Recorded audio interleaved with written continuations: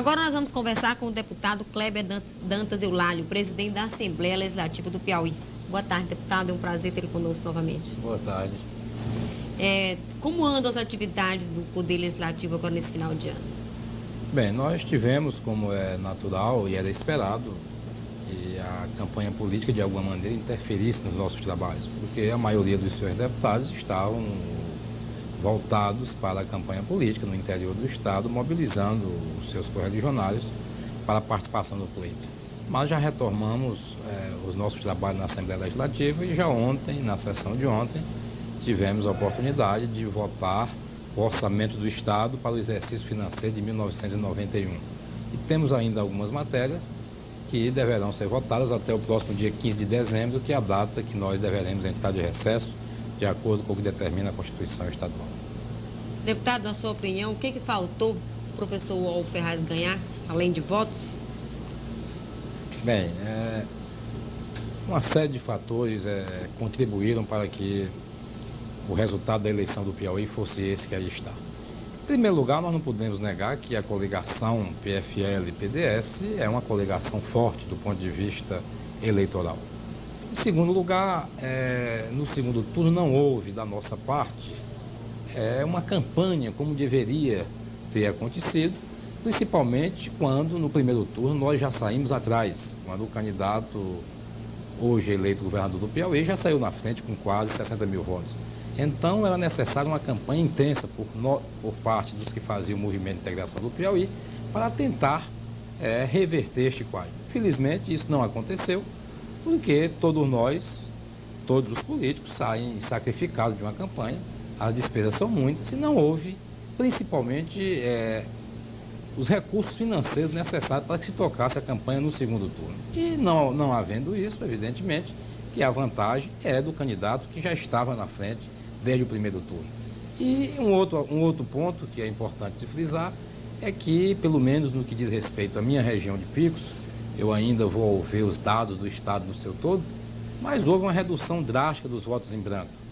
Nós tivemos, apenas para exemplificar, na cidade de Picos, 6.689 votos em branco para governador no primeiro turno e tivemos 642 votos em brancos no segundo turno. E o que houve é que esses votos em brancos foram distribuídos na mesma proporção dos votos que os candidatos tiveram no primeiro turno. Ou seja, aquele que teve mais votos teve uma maior participação nesses votos em brancos do que aquele que teve uma menor quantidade de votos, o que levou o doutor Freder Neto a ampliar a sua maioria no interior do Estado. Do meu ponto de vista, foram esses os aspectos principais que contribuíram para o nosso insucesso na campanha eleitoral. Qual a avaliação que o senhor faz da sua gestão frente ao Poder Legislativo? Bem, nós tivemos o nosso primeiro ano à frente da Assembleia Legislativa quando os trabalhos legislativos estiveram voltados principalmente para a elaboração da Constituição Estadual.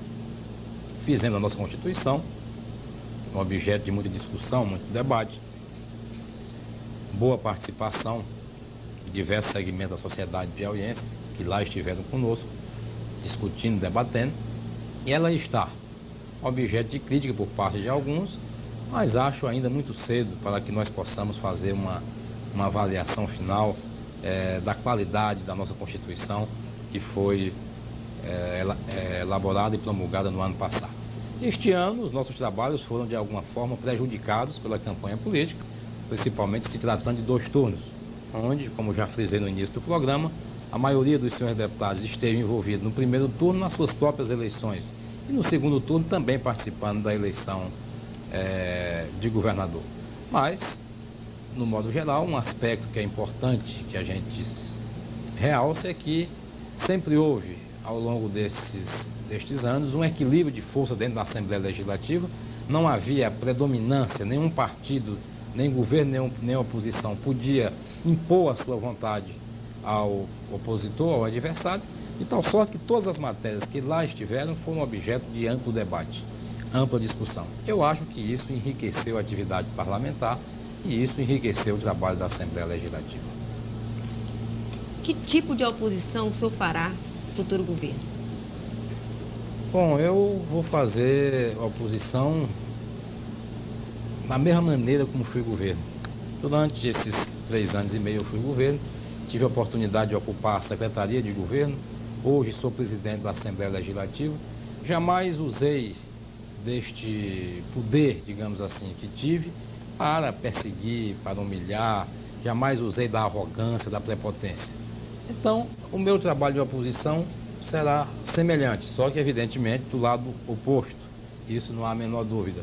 Não sou homem de radicalismo, não sou homem de fazer uma oposição cega, oposição por oposição, mas não tenha dúvida, os 4 anos do governo Freitas Neto eu estarei na oposição, que aliás conheço muito bem, sempre fui oposição, excetuando esse governo Alberto Silva. Toda a vida fui oposição, volto para o local que conheço melhor do que qualquer outro político nesse estado. Oposição séria, oposição ao governo, não oposição ao Piauí. É diferente. O interesse do estado é uma coisa, o interesse do governo é outra. Então, oposição ao governo com serenidade, com tranquilidade, sem radicalismo. Oposição ao governo defendendo os interesses do Piauí.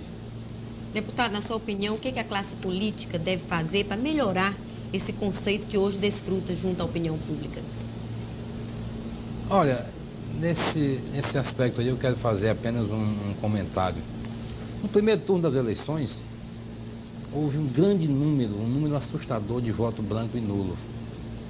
E se discutiu muito que aquilo era realmente o protesto da população contra a classe política. Não deixa de ser verdade essa afirmação. Mas houve uma redução acentuada, já agora no segundo turno, desse número de votos brancos e votos nulos, especialmente aqui no Piauí. Então isso leva também a uma conclusão que é óbvia. Grande parte dos votos brancos e votos nulos que nós tivemos no primeiro turno, infelizmente, eu diria até infelizmente, não foi por protesto não, foi mesmo por ignorância. O eleitor chegou na cabine e não conseguia, não sabia o que ia fazer com aquele papel na mão. Então esta é uma grande verdade. Bom, é preciso que todos os políticos façam o seu trabalho com seriedade, no executivo, no legislativo, e é preciso também que a imprensa, não apenas a do Piauí, mas também a grande imprensa do país, passe a publicar e passe a divulgar não apenas aquilo que de ruim, porventura, exista dentro da classe política, mas que divulgue também aquilo que ela faz de bom pela nossa população. A partir do momento que isso acontecer, o conceito da classe política vai mudar e muito perante a sociedade brasileira. Qual a lição que a classe política tira desse pleito? A lição... Pelo menos a principal. Que a classe política tira desse pleito? Bom, a questão que muito é aquela questão que eu já falei antes, se discutiu muito o porquê do voto branco, do voto nulo. Tudo bem. A lição principal é que nós precisamos, mais do que nunca, não apenas para poder o povo saber votar, mas o principal aspecto é que, infelizmente, o analfabetismo continua a graçar neste país todo, no Piauí de um modo particular. A lição de que o povo está cada dia mais consciente, que o povo está sabendo cobrar o trabalho daqueles que ele elege. Então, a lição é esta, é que cada um procure cumprir com o seu papel. Porque o povo é o juiz, ele está sabendo julgar, está sabendo cobrar, está sabendo exigir dos seus representantes. Deputado, o senhor pretende concorrer à Prefeitura de Picos 92? Não, eu lhe confesso que essa ideia até o presente momento ainda não passou na minha cabeça. Agora, o político não é senhor da sua vontade. Eu não tenho a pretensão de ser candidato a prefeito de Picos, mas também não posso hoje descartar, dizer que em hipótese alguma não serei. Não tenho a pretensão de ser. Como é que anda aí a eleição do novo presidente da Assembleia? Olha, até o presente momento ainda não se tratou praticamente deste assunto. Eu acredito que após nós iniciarmos o recesso parlamentar,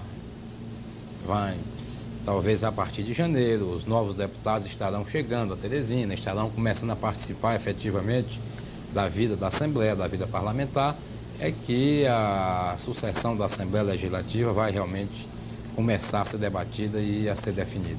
Mas até o presente momento ainda não foi tratado deste assunto. Como é que está a situação e salário do servidor da Assembleia?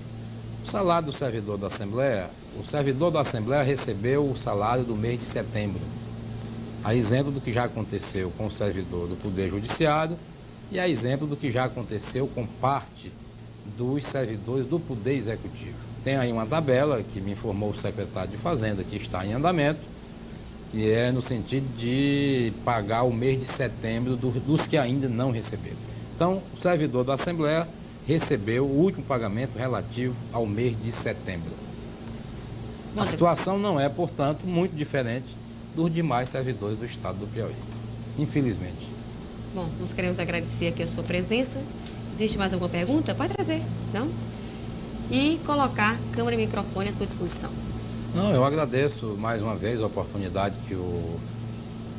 que a TV Timon nos dá de participar deste programa, voto a voto, que com o final da eleição nos parece que até sexta, vai deixar de existir, vai existir até sexta-feira, mas que a TV Timon continue prestando a sua contribuição à sociedade maranhense e piauiense, fazendo programas jornalísticos sérios, dando a oportunidade a governo e à oposição vir aqui e levar as suas ideias, levar as suas propostas, as suas opiniões a toda a sociedade.